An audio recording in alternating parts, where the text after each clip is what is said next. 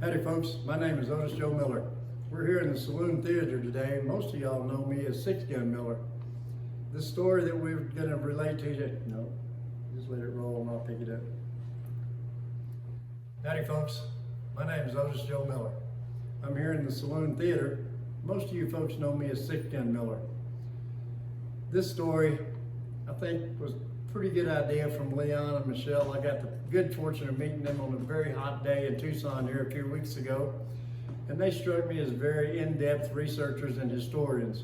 Me being a historic presenter, that was right down my alley. Well, most of my life I've been around horses of all kinds, and I enjoy a nice horse ride in the desert early in the morning when it's nice and cool out. And then I put the horse up because it gets hot here real quick. As far as guns go, been around guns all my life.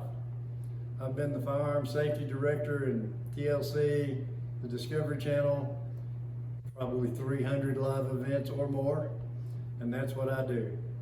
Now, this particular segment of this movie is involving the Lincoln County War. There were two factions in the Lincoln County War.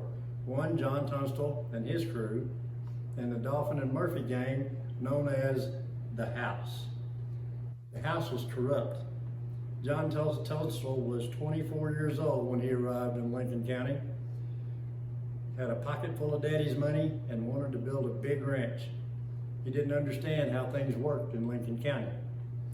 Well, the Dolans and the Murphys took a big hatred real quick of Mr. Tunstall, but he went ahead and bought his land, started buying cattle and hiring a crew. Part of that crew was William Bonney. You'll know him as Billy the Kid later. Billy witnessed Mr. Tunstall get on his horse one day and ride up to the crest of the hill where a posse had just crossed over onto his land. Mr. Tunstall wanted to know why they were there. In that posse was another corrupt individual by the name of Billy Morton. As Mr. Tunstall rode up, before he even had time to say anything, Billy Morton put a bullet in his head. Billy witnessed that. At that point, Billy pretty much swore at the funeral, "I will get every son of a bitch that was involved with killing John if it's the last thing I ever do." That quote was remembered.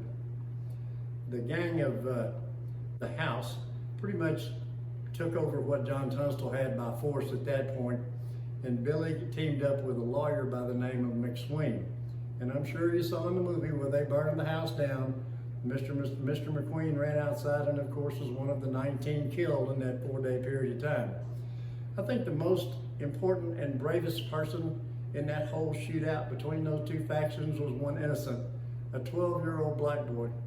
He ran back and forth between lines carrying notes to each opposing faction to try and stop the shooting. Unfortunately, his name has been lost to history. Billy the Kid went on and terrorized the area around Fort Sumner for quite a few years, up until the point that the House decided they would hire Pat Garrett, a friend of Billy's, to go and find Billy. He did. He brought Billy into the Lincoln County Jail, where Billy then promptly escaped, killing Sheriff Brady and one more deputy on his way out of town. This time the House got serious. They sent back Pat to find Billy once again, but this time it wasn't to bring Billy in. Now, I'm not real sure Pat Garrett actually killed Billy the Kid, but I will say this.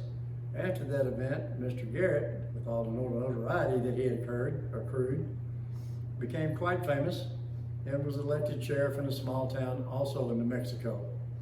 While he was out back one night relieving himself, a man walked up and shot him directly in the back. Now, I'm not real sure who done that killing, but I'm sure of this. My seventh cousin, 7 times removed, was killing Jim Miller. Shortly after that death of Pat Garrett, Mr. Miller came into a great deal of money. After that, they hung Mr. Miller in Ada, Oklahoma to keep his mouth shut. Welcome to the Wild West. There you go. My eyebrows are sweating.